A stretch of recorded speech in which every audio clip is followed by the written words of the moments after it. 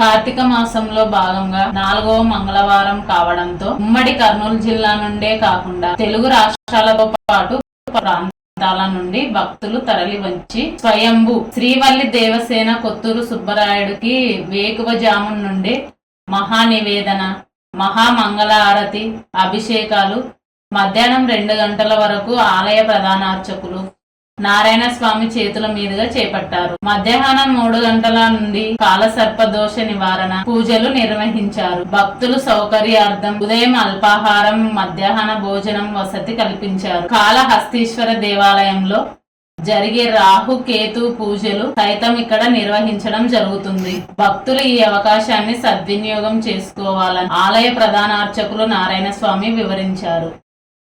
ఓం శాం శరవణ భవాయ నమః. ఈ శ్రీ వల్లి దేవసేన సుబ్రహ్మణ్యేశ్వర స్వామి దేవస్థానం ఎస్కొత్తూరు పాణ్యం మండలం నంద్యాల జిల్లా శైవక్షేత్రమైన శ్రీ వల్లి దేవసేన సుబ్రహ్మణ్యేశ్వర స్వామి దేవస్థానంలో ఇది దాదాపు 4వ మంగళవారం కావడంతో దాదాపు వేలాది మంది భక్తులు ఏకుజామున స్వామివారి సర్పసూక్తంతో అభిషేకము, మహానివేదన, మహామంగళారతి చేయడం జరిగింది. అదేవిధంగా ఈ మంగళవారం కాలసర్పదోష పూజ దాదాపు 20 సంవత్సరాల నుండి చేయడం జరుగుతుంది.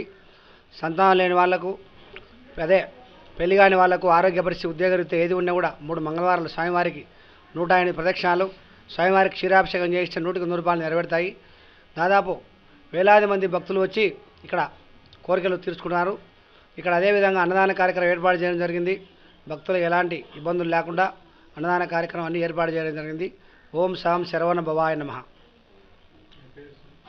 నా పేరు నారాయణ శర్మ, ప్రధాన అర్చక.